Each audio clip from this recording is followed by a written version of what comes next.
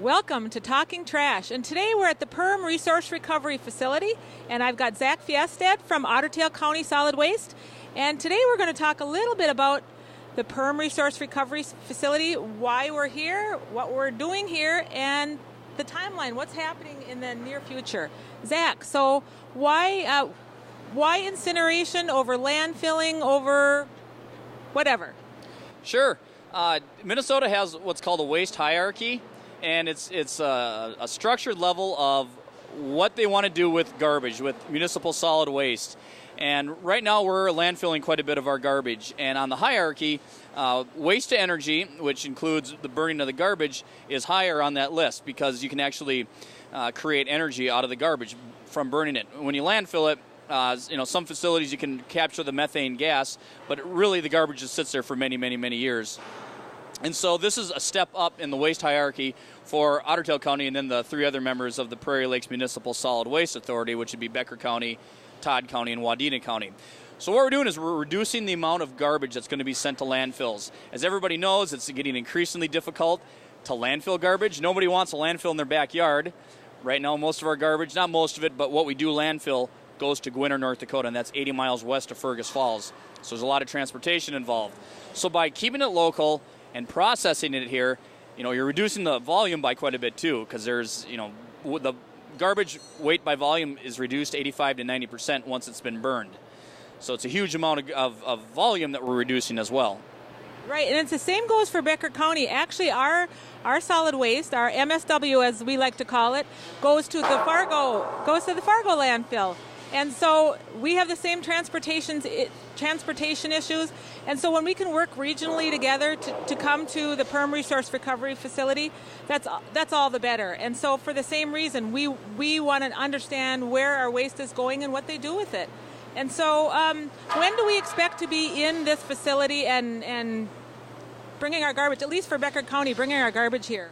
Well, in Becker County, I think you're going to start to see that in 2014. The facility itself is supposed to be fully commissioned by December of 2014. We're actually processing garbage right now. We were shut down for about 8 weeks just to put on a new tipping floor and do some other changes within the boiler system.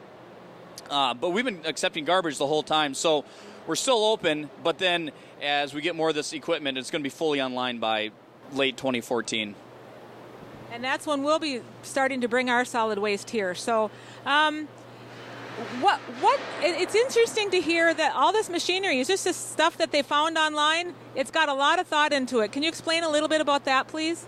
Yeah, there's a lot of engineering that goes into what we're doing here. One of the things that we're adding as part of the expansion is the MRF, and that's an acronym for the Materials Recovery Facility. And that includes a lot of machinery to pull out undesirables, things we don't want to have burned in the combustion chamber.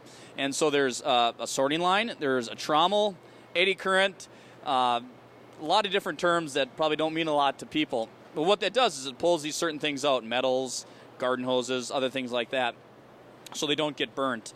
So that's a big part of our expansion that we got going on. Other items that we're doing in the expansion is we actually added a new boiler. So before this, we had 2 combustion units that fed 1 boiler.